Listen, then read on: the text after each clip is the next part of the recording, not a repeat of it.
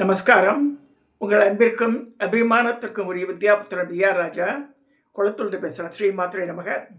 இதனுடைய 1254வது வீடியோ. இந்த வீடியோவில் என்ன பார்க்க போகிறோன்னா, அக்கல்கோட் மகாராஜ் சமர்த்தர் இவரை பற்றி பார்க்க போகிறோம். நான் ஒரு 5 தடவையாக ஆஃபீஸில் இருக்கும்போது பூனாவுக்கு போயிருக்கேன். பூனாட்டு போவேன், தானாக போவேன் காரில். இந்த லோனேவாலே என்ற வழியாக போவேன். ஸோ அந்த பூனாவில் இருக்கும்போது ஒரு பெரிய விநாயகர் கோவில் இருக்குது. போய் டக்கு ஞாபகம் வரல எனக்கு. அங்கே படைய சீட்டுன்னு சொல்லுவாங்க. தங்கத்திலே அழைச்சிருப்பான், அப்படியே வெள்ளியும் தங்கமும் அப்படியே நிறைய தேங்காய் வந்து நம்மளோட உரிக்க மாட்டா. அந்த இது பிச்சு போட்டுட்டு அதே அர்ப்பணம் பண்ணுவாள். ஸோ அது பக்கத்தில் ஒரு அத்தி மரமோ ஆலமரமோ இருந்தது அந்த அந்த பில்டிங் பக்கத்தில். அங்கே இவருடைய சிலையை பார்த்துருக்கேன் நான். அக்கல்கோட் மகாராஜ். அக்கல்கோட் எங்கே இருக்குன்னு தெரியாது எனக்கு. மகாராஷ்டிராவில் இருக்குது. இவரை பற்றி அவ்வளோவா அந்த பீரியடில் எனக்கு தெரியாது. வருகிறேன் நான் சொல்லதான் 20 வருஷம் கதை. எனக்கு ஐ காட் ரிட்டையர்ட் 2012 டிசம்பர். டாப்பிலேருந்து ரிட்டையர் ஆகும்போது அது சர்வீஸில் இருக்கும்போது நான் ஒரு 4-5 தடவை போயிருக்கேன் பூனாக்கு. அப்போ அக்கல்கோட் சுவாமி சமர்த்தர் பற்றி சொல்லும்போது எனக்கு நம்ம நண்பரான விவேக் சர்வேஸ்வர் எனக்கு 2 புக்கு வாங்கி அமைச்சுதார். ஸ்ரீபாத ஸ்ரீ வல்லபர்னு ஒரு புக்கு. அது அதுவும் இந்த பல்கி புக்கு தான். பட் அதுலேருந்து எடுத்து பேச முடியல, கண்டினியூஸாக இருக்குது அது. பட் இது தனித்தனி கதைகளாக இருக்குது. இது யார் எழுதியிருக்கான்னா, ஸ்ரீமதி மாதங்கி பாலாஜின்னு ஒரு பெண்மணி. ரொம்ப அழகாக எழுதியிருக்கா. எக்ஸ்பீரியன்ஸ் எல்லாம் போட்டிருக்கா. இவ என்ன பண்ணியிருக்கான்னா, தமிழ்நாடு சேர்ந்த பெண்மணி தான் இவ. மாதங்கி பாலாஜி உத்தரமேரூர் போகிற வெளியில், காஞ்சிபுரம் டு உத்தரமேரூர், இந்த மாகரெல்லாம் தாண்டி திருப்புலி வனம்னு ஒரு இடம் வருது. அங்கே மாருதி நகர்ன்ற இடத்துல இந்த அக்கல்கோட் மகாராஜுக்கு கோவில் கட்டுறதுக்கு ஏற்பாடு பண்ணியிருக்கா. கோவில் கட்ட ரொம்ப கஷ்டப்பட்டுருக்கா. அதாவது கோஆப்ரேஷன் பண்ணணும், ஜனங்களுக்கு புரியணும், எல்லாருக்கும் ஏற்புடையதாக இருக்காது எல்லாமே. ஏன்னா புதுசாக வந்திருக்காள, அதாவது ஒரு புதுசாக ஒரு நம்ம ஊருக்கு ஒருத்தர் வராச்சுங்களேன், அவன் மூலம் நல்லது நடக்கலாம், நல்லது நடக்காமல் போகலாம். லோக்கல் கோஆப்ரேஷன் இல்லாமல் நம்ம பண்ண முடியாது. இந்த பெண்மணி பல இடர்பாடுகளை சந்தித்து அக்கல்கோட் மகாராஜனுடைய இதனால், அருளாசியினால் கோவிலை கட்டி முடித்து அன்னதானம் நடக்கிறது, நித்தியப்படி பூஜையெல்லாம் நடந்துட்டுருக்கு. ஓஹோன்னு போட்டிருக்கா. ஒரு தடவை போகணும்னு வச்சுருக்கேன் அந்த சைடு. உத்தரமேரூர் போகும்போது நம்ம இங்கேயும் பார்த்து ஒரு 2 மணி நேரம் ஆகும் போகிறதுக்கு, ட்ராவல் பண்ணுறதுக்கு.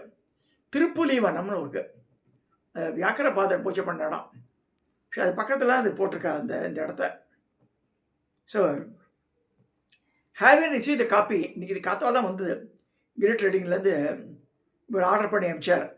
இந்த பழைய புக்கை நான் பேச முடியலன்னு உடனே, ஸோ இது நல்லாயிருக்கும். அவர் தமிழ் படிக்க மாட்டார், சமஸ்கிருத நாலேஜ் இங்கிலீஷ் தான் விவேக் சார் பேசுகிறார். ஸோ எனக்காக வாங்கி அமைச்சார். முதல்ல அவருக்கு தேங்க்ஸ் சொல்லணும். டாப்பினுடைய பாவம் அவரை மண்டையை உடைச்சிட்டு என்ன செய்யலாம்னு சொல்லிட்டு மகான்களோட சரிதத்தில் இதை ஏன் எடுத்தேன்னு தெரியணும் உங்களுக்கு. என்ன, ஷீரடி சாய்பாபாவுடைய முந்தின அவதாரம் தான் இவர். அக்கல்கோட் மகாராஜ் ஷீரடி சாஹிப். நிறைய பேர் புட்டுப்பத்தி சாய்பாபா கூட ஷீரடி சாய்பாவோட அவதாரம் கிடையாது, அந்த மாதிரிலாம் சொல்லப்படல இவரோட சரிதத்தில். நெவர் மென்ஷன்ட போட்டுட்டேன். ஆனால்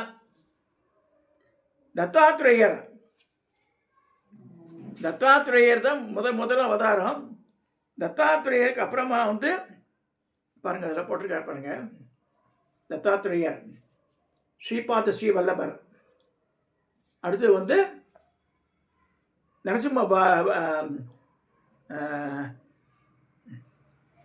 நரசிம்ம பாரதியன் ஒருத்தர் வருவார்.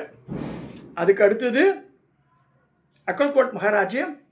அக்கல்கோட் மகாராஜுக்கு அப்புறமா தான் ஷீரடி சாய்பாபா வந்திருக்காரு போட்டிருக்கா. ஸோ இதோடு இந்த இது முடிஞ்சிடுறது. இந்த இந்த லீனியேஜ் ஷீரடி சாய்பாபாவோட முடிஞ்சிடுறது. ஷீரடி சாய்பாபா வந்து அவர் பேர் வெரி வெரி சிம்பிள் பர்சனாக இருக்கார். அவரோட மறைவுக்கு பிறகு தான் உலகம் முழுக்க அவருடைய புகழ் பரவி இருக்கு. நாங்கள் நார்த் ஈஸ்ட் இந்தியாலாம் டார்ஜிலிங்லாம் போகும்போது தங்கத்திலே அழைச்சிருக்கான் கோவில்லாம் ஷீரடி சாய்பாபாவுக்கு. இப்போ பாருங்க, புட்டபர்த்திக்கு அவ்வளோ கோவில்லாம் கிடையாது. அவருக்கு பஜன் பண்ணுறா, பாபா பஜன் இதெல்லாம் பண்ணுறா தவிர கோவில்கள்னு எடுத்தால் இந்த உருவ வழிபாடோடு இருக்கிறது வந்து ஷீரடியோடு முடிகிறது. இப்போ தத்த பரம்பரை சொல்லப்படுறது தென்னாட்டில், எஸ்பெஷலி மகாராஷ்டிராவில் இந்த தத்த பரம்பரையை ஃபாலோ பண்ணுறப்பா நிறைய பேர் இருக்கா. ஏன்னா அதீத நம்பிக்கை அவளுக்கெல்லாம். எப்படி நம்ம பரமாச்சாரியாரை நம்ம எந்த அளவுக்கு பக்தி பண்ணுறோமோ, நேசிக்கிறோமோ, அவர் மேலே மரியாதை வச்சுருக்கோமோ, அதே மாதிரி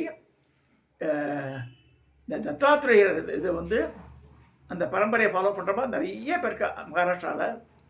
அதில் அந்த அக்கல்கோட் மகாராஜ் வந்து ஒரு பெரிய ஸ்தானத்தை வகிக்கிறார். அவர் வந்து பேசியிருக்கார், நிறைய பேருக்கு பேசியிருக்கார். அந்த மாதிரி தான் மாதங்கி பாலாஜியை ஆட்கொண்டு அந்த அம்மா வந்து நிறைய எஃபோர்ட்ஸ் போட ட்ரை பண்ணேன். அவர்கிட்ட பேசணுமா, ஐயோட பர்மிஷன் ட்ரை பண்ணால் ஃபோன் போக மாட்டேன்றது. என்ன போட்டிருக்க, ஸ்ரீ குருப்பியோ நமக, குலதேவதாய நமக, மாதா பவானியே நமக, ஸ்ரீ குரு தத்த பாதுகா கஷேத்திர ராஜிதம் மாருதிபுரம் ஸ்ரீ சுவாமி சமர்த்த சேவா சமர்த்தமாக வளர்ந்தது ஒரு தெய்வீக அனுபவம் மற்றும் சுவாமி சங்கல்பம் என்பது அற்புதமான லீலா கடாட்சம். எமது பெற்றோர் திருமதி சரஸ்வதி அம்மாள் மற்றும் தந்தை ஸ்ரீ ரமணதாஸ் எமது வம்சாவழி மூதாதையர்கள் அனைவரையும் சிரத்தாத்தி வணங்கிக் கொள்கிறேன். சிறுவயது முதலே வைணவ சம்பிரதாயத்தில் வளர்ந்து திருமணத்துக்கு பின் சாப்தா வழிபாட்டில் கலந்து பின்னர் சித்த வழிபாட்டில் ஈர்க்கப்பட்டேன்.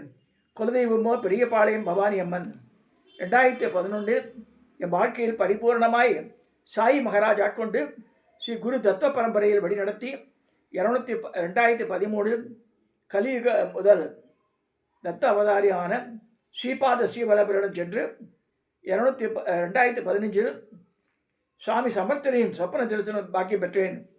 ஆலயம் எழுப்பு ரூபாய் 9 கேட்க ஒன்றும் புரியாத நிலையில் யார் இவர், நம் வெளிப்பாட்டில் இல்லாத பக்தியும் என்று ஒரு அனுக்கிரகம்.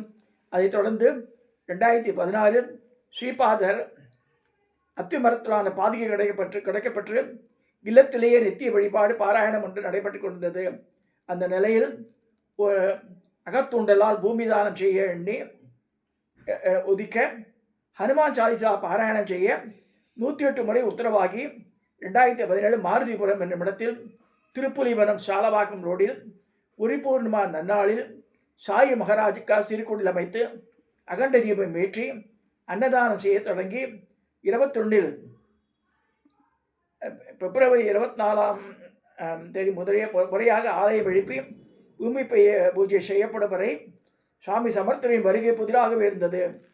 தெளிவற்ற நிலையில் பல சவால்களையும் விதவிதமான ஒத்துழையாமை பிரச்சனைகளையும் சந்தித்து மனங்கலங்கிய வேளையில் மகாபரிவா மணிமண்டலத்தில் மகாபரிவா உத்தரவு கிடைக்க அற்புத தெய்வ வழிபாடு மற்றும் தெளிவு பிறந்தது. பிப்ரவரி 18 சொப்பனத்தில் சுவாமி சமர்த்த மகாராஜாக வருவதாக காட்சி. இவை அனைத்துமாக 100% சத்தியம் என உறுதிதமாக மகாபரிவா திருவுள்ளச்சீட்டு மூலம் ஆசீர்வதித்தார். சுவாமி சமர்த்தனும் பூமி பூஜை என்று பிப்ரவரி 24 பகிங்கரமாக அனுக்கிரகம் செய்தருளி ஆலய திருப்பணியை துவக்கி வைத்தார். மிக சரியாக 2022 அதே பிப்ரவரி 24 குருவாரம் வியாழக்கிழமை இரவு 8 மணி குருகோரையில் மும்மூர்த்திகளாக நரசிம்ம சரஸ்வதி, சத்குரு சாய் மகாராஜ் விதமாக அக்கல்கோட் மகாராஜ் ஸ்ரீ சமர்த்தர் குரு நிவாஸ் எனது இல்லத்திற்கு வந்து அமர்ந்து 100 நாட்கள் கர்ப்பவாசம் செய்து குரு நிவாஸ் என்ற திருநாமத்திற்கு பிரமாணம் அளித்தவுடன் ஆலயத்திற்கு ஸ்ரீ குரு தத்த பாதுகா கஷேத்திரம் என்று அடையாளப்படுத்தி அருளினார். இந்த அற்புதமான தெய்வீக லீலாமிர்தம் சுவாமியின் அனுகிரகத்தோடு செலவரலாக மலர இருக்கிறது. சுவாமி சமர்த்தரின் ருத்ர தாண்டவத்தை விவரிக்க அனுபவிப்பமாக வடபிருஷம் குடையாக அமைந்திருப்பதுடன் இத்தகைய அமைப்பு சாத்தியமா என்று மனம் சிந்திக்க சாத்தியம் பரம சத்தியம் என திருவருளாய் சம்பிரதாய ஆலயம் அமைத்து உச்சக்கட்ட அற்புதத்தை நிகழ்த்திய கருணாமூர்த்தி பக்தவச்சலான கருணை ஆலயம் அமைக்க எண்ணத்தை ஒதுக்கி வைத்து முதல் ஒவ்வொரு அசைவல கட்டுமானைப்படி நிகழ்வுதல் பிரதிஷ்டாபனம் கும்பாபிஷேகம் மண்டலாபிஷேகம் 48 நாள் விசேஷ தின பூஜைகளின் போதும் சுவாமியின் லீலா வைபவம் நிகழ்காலத்தில் பிரத்யட்சமாக ஸ்ரீ குரு தத்த கருணாமூர்த்திக்கு கடாட்சத்துக்கு சான்றாக விளங்குகிறது. ஸ்ரீ குரு தத்த பந்துக்கள் அனைவரும் தவறாது மாருதிபுரம் வாருங்கள். கம்பீரமான ஸ்ரீ சுவாமி மகாராஜ் ஆலய தோற்றத்துடன் கருணாம்ச வருஷத்தில் நனைந்து கரைந்து கலந்து விடுங்கள். குருவிரல் திருவிழாய் பெருகி கோடி ஜென்மம் புண்ணியம் பெற்றுடுவோம் வாரின்னு சொல்லி ஸ்ரீ குரு தத்த பாதுகா கஷேத்திரம் சொல்லியிருக்கார். ஸோ இந்த ஸ்ரீ குரு தத்த பரம்பரை போட்டோம். தத்தாத்திரேய நடுவில் சாய் மகாராஜோட ஷீரடி சாய் மகாராஜோட முடிகிறது. அது தத்தாத்திரேயர், ஸ்ரீபாத ஸ்ரீவல்லபர், நரசிம்ம சரஸ்வதி,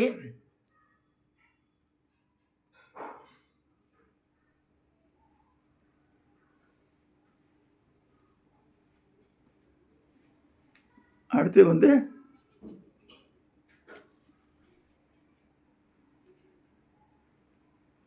ஒருத்தர் வர்றார். அவர் பேர்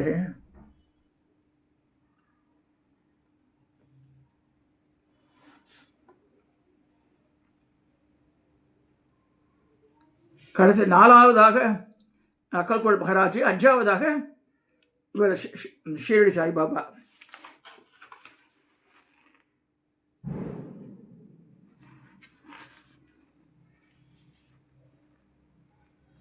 இதில் நிறைய படங்கள் போட்டிருக்கா.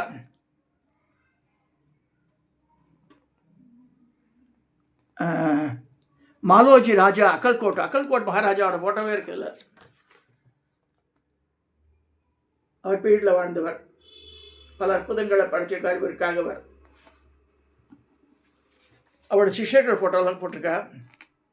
அக்கல்கோட் மகாராஜனுடைய ஃபோட்டோ சுவாமிகள் சமர்த்தரின் அசல் புகைப்படங்கள். இந்த உருவத்தை தான் நான் பார்த்தேன் பூனால.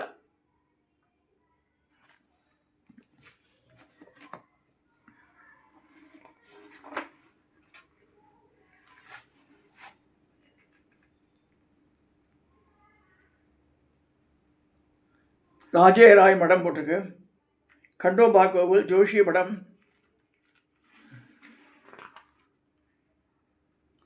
சுவாமி சமர்த்தர் பாதுகை,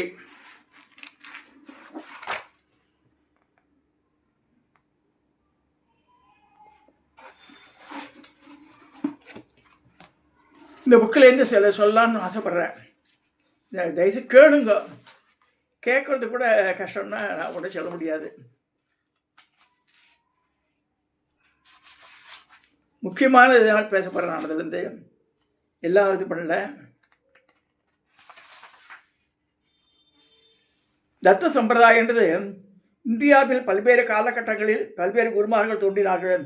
வேதங்களை உள்ளடக்கிய இந்து மதம் சனாதன தர்மத்தில் ஒரு குறிப்பிட்ட காலத்தில் தோன்றிய ஒரு குரு அவதாரம் அல்லது மகாபுருஷரை மையப்படுத்தி பலவிதமான சம்பிரதாயங்கள் உதித்தன. அந்த சம்பிரதாயங்கள் இருந்திலும் அவற்றுக்குள் எந்த விதமான வேறுபாடும் இல்லை. ஒவ்வொரு சம்பிரதாயம் தனித்துவம் நிறைந்ததாகவும் மிகவும் செழிப்பாக இருந்தாலும் அவற்றில் நல்லிணக்கம் உண்டு. வைஷ்ணவ சம்பிரதாயம் விஷ்ணுவை மையப்படுத்தி கொண்டும் சைவ சம்பிரதாயம் சிவனை மையமாக கொண்டும் இருக்கிறது. ஸோ இந்தியாவில் தத்த சம்பிரதாயம் பிரதான இடத்தை வகிக்கிறது. அனைத்து விதமான நம்பிக்கைகளுடன் தத்த சம்பிரதாயத்தை ஒத்து போகின்றன. தத்த சம்பிரதாயத்தில் விஷ்ணுவும் சிவனும் ஒன்று போல் வணங்கப்படுகிறார்கள். கர்மயோகம், பக்தி யோகம், ராஜயோகம் மற்றும் ஞான யோகம் ஆகிய அனைத்து ஆன்மீக முறைகளும் இந்த சம்பிரதாயத்தில் ஒன்றாக கலந்திருக்கிறது. பூஜை, பிரார்த்தனை, தியானம் போன்ற பல்வேறு ஆகம வழிபாடுகள் உள்ளன. ஒரு பக்தன் இந்த வழிபாட்டு முறைகளை மூலம் பரமாத்மாவின் அருள் மற்றும் கருணை பெற முடியும். தத்தாத்திரேய சம்பிரதாயம் நம் நாட்டில் உள்ள மிகவும் தொன்மையான மற்றும் உயர்ந்த சம்பிரதாயம் ஆகும். இந்த சம்பிரதாயத்தின் சாராம்சம் ஒவ்வொரு தனிநபர், அனைத்து ஜீவராசிகள் மற்றும் பிரபஞ்சத்தின் தன்மைகளை மையப்படுத்தி உள்ளதால் மிகவும் புகழ்பெற்று விளங்குகிறது. அவதாரனால கீழே இறங்கி வருதல் அர்த்தம். ஸோ குரு தத்தாத்திரேய கலியுகத்தில் பல பூர்ண அவதாரங்களையும் அம்ச அவதாரங்களை தோன்றி மக்களுக்கு நல்வழி போதித்தார். குரு தத்தாத்திரேய பற்றியும் அவதாரங்கள் பற்றியும் வரும் அத்தியாயங்களை பார்க்கலாம். இது தத்தாத்திரேயர் தமிழ் தெரியும். அத்திரிய அரிசியாவுக்கு பிள்ளையாக பிறந்து இந்த மும்மூர்த்திகளும் விஷ கேட்குற போது நிர்வாண விஷம் போது அவளை குழந்தையாக மாற்றி இப்போ பால் ஊட்டுறா. அப்போ அத்திரி வரும்போது சொல்கிறா, அவளை மகாலட்சுமி சரஸ்வதியை பாரி வளை தேடி வந்துடுறா, அதுக்காரில் வரலையாண்டு. அப்போ இப்போ குழந்தையா வளர்ந்த பார்த்து என்ன வரங்க இவாளே குழந்தையாக பிறக்கணும் போது அதான் தத்தாத்திரேயராக பிறக்கிறான்னு சொல்லப்படுறது. தத்தாத்திரேயருக்கு அத்தி மரத்தின் கீழ் வைப்பது என்றால் மிகவும் பிடிக்கும். ஜடாமுடியாக காணப்படுவார். தன் 6 கரங்களில் ஒவ்வொன்றிலும் திரிசூலம், உடுக்கை, சங்கு, சக்கரம், பிக்ஷை பாத்திரம் மற்றும் ஜபமாலை ஆகியவற்றை கொண்டிருப்பார். உடல் முழுவதும் விபூதியை பூசிக்கொண்டு புலித்தோலை ஆடையாக அணிந்திருப்பார். அவருடைய எப்போதும் பசுவும் 4 நாய்களும் இருக்கும். அவர் மரப்பாதைகளை அணிந்து கூட எப்போதும் தியான நிலையிலேயே இருப்பார். 3 தலைகள் பிரம்மா, விஷ்ணு மற்றும் சிவனை குறிக்கும்.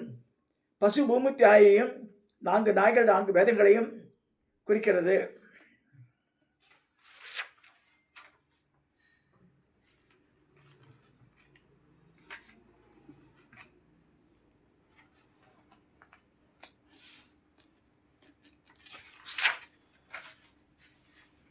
தத்த அவதாரங்கள் முதல்ல ஸ்ரீபாத ஸ்ரீ வல்லபர், 2வது ஸ்ரீ நரசிம்ம சரஸ்வதி, 3வது அக்கல்கோட் மகாராஜ் சுவாமி சமர்த்தர், 4வது ஸ்ரீ மாணிக் பிரபு, 5வது ஷீரடி சாய்நாதர். அகைன் ரிப்பீட்: ஸ்ரீபாத ஸ்ரீ வல்லபர், ஸ்ரீ நரசிம்ம சரஸ்வதி, அக்கல்கோட் மகாராஜ் சுவாமி சமர்த்தர், ஸ்ரீ மாணிக் பிரபு, ஷீரடி சாய்நாதர். இவாத அடுத்தடுத்து அவதாரம் பண்ணி ஷீரடி சாய்நாதரோட முடிஞ்சிருந்தது.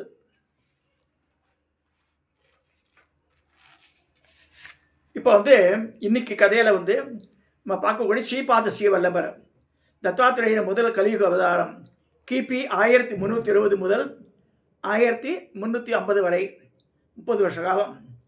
ஸ்ரீ குருச்சத்திரத்தில் அத்தியாயம் 5, 8 மற்றும் 9 ஆகிய ஸ்ரீபாத ஸ்ரீவல்லபர் எப்படி விளக்கப்பட்டுள்ளது. முழுமையாக சம்பூர்ண ஸ்ரீபாத ஸ்ரீவல்லபரை சரிதாமிரத்தில் விளக்கப்பட்டுள்ளது. ஸ்ரீபாத ஸ்ரீவல்லபர் பித்தாபுரம், ஆந்திர மாநிலம் காக்கிநாடா அருகில் உள்ளது. பிராமண குடும்பத்தில் பிறந்தார். ஸ்ரீபாதரின் அப்பா பெயர் அப்பரராஜ் சர்மா, தாய் பெயர் சுமதி. சுமதி ஒரு பதிவிரதை. தன் கணவருக்கு சேவைகள் செய்து கொண்டு குடும்பத்தை நல்லபடியாக நடத்தி வந்தார். ஒரு அமாவாசை அன்று அவர் வீட்டில் பித்திருக்களுக்கு சிராத்தம் நடைபெற்று கொண்டிருந்தது. பிராமணர்கள் சடங்குகளை செய்து கொண்டிருக்கும் போது ஒரு சன்னியாசி பிக்ஷை கேட்டார். சாப்பாடு தயாரி இருந்தாலும் பிராமணர்கள் உணவருந்தாமல் இருந்தனர். பிராமணர்கள் உணவருந்தாமல் பிக்ஷை அளிப்பதற்கு சுமதி குழப்பமாக இருந்தது. சாத்த தினங்களில் பிரதான பிராமணர்கள் உணவருந்தாமல் யாராவது சாப்பிட்டு விட்டால் சாத பலன் கிடைக்காமல் போய்விடும். இந்த குழப்பத்தோடு அவர் சன்னியாசியின் முகத்தை பார்த்தார். அவர் சாதாரண மனிதர் போல் தோன்றவில்லை அவளுக்கு. சுமதிக்கு கடவுள்தான் இந்த கோலத்தில் தன்னை சோதிக்க வந்தாரோ என்று எண்ணியவாறே ஈஸ்வரி தவறு என்றால் யோசிக்காமல் அவருக்கு உணவளித்து விட்டார். ஆக வந்திருப்பது குரு தத்தாத்திரேயர் ஆயிற்றே. ஸ்ரீ தத்தாத்திரேயர் மிக மகிழ்ச்சி அடைந்த, அம்மா நான் மிகவும் திருப்திகரமாக இருக்கிறேன், உனக்கு என்ன வேண்டும் வரத்து கேள்வின்றார். சுமதியை அடைந்த மகிழ்ச்சி ரொம்ப மகிழ்ச்சி ஏற்பட்டு, சுவாமி நீங்கள் எங்களை அம்மா என்று அழைத்தது உண்மையாகட்டும் என்றார். அப்படி குழந்தை கிடையாது. இப்போ உடனே அதற்கு தத்தர் ததாசு என்றார். இதை கூறியவுடன் அவர் மறைந்து விட்டார். சில காலங்களுக்கு பின் ஸ்ரீ தத்தாத்திரேயன் அவதாரமான ஸ்ரீபாத ஸ்ரீவல்லபர் அவருக்கு மகனாக பிறந்தார். உண்மையில் அது சாதாரண பிறப்பல்ல. அந்த வீட்டில் கடவுளே குழந்தையாக ஸ்ரீபாத என்ற பெயரில் அவதரித்தார். ஸ்ரீபாதருக்கு 7 வயசு ஆகும்போது பூணூல் அணிவிக்கப்பட்டது. அவருக்கு 16 வயசு இருக்கும்போது அனைத்து வேத சாஸ்திரங்களையும் கற்றுணர்ந்து ஞான ஒளியாக மிளிர்ந்தார். அவருக்கு திருமண வயது வந்துவிட்டது என்று அவரிடம் கூறிய போது, துறவரந்தான் என் மனைவி, அனைத்து பெண்களும் என் தாயை போன்றவர்கள், சாதுக்கள் அனைவரையும் வழிநடத்த வேண்டியதான் இந்த உலகத்தில் என் பிறப்பு ஏற்படுத்த காரணம் சொல்கிறார். இவ்வாறு கூறிவிட்டு தன் பெற்றோர்களிடம் துறவரை மேற்கொள்வதாக கூறி விடைபெற்று கொண்டு வீட்டை செல்ல அனுமதி கேட்டார். இதுக்கு சம்மதம் தெரிவிக்க பெற்றோருக்கு மன சிரமமாக இருந்தது. இப்படிப்பட்ட உன்னதமான மகனை விட்டு பெரிய மனம் வருமா? அவருடைய மற்ற 2 மகன்களில் ஒருவர் செவிடு, மற்றொருவர் ஊமை, செவிடு ஊமை, மற்றொருவர் குருடர். 2 குழந்தை இருக்கு, ரெண்டுமே 2 டிஃபெக்ட்.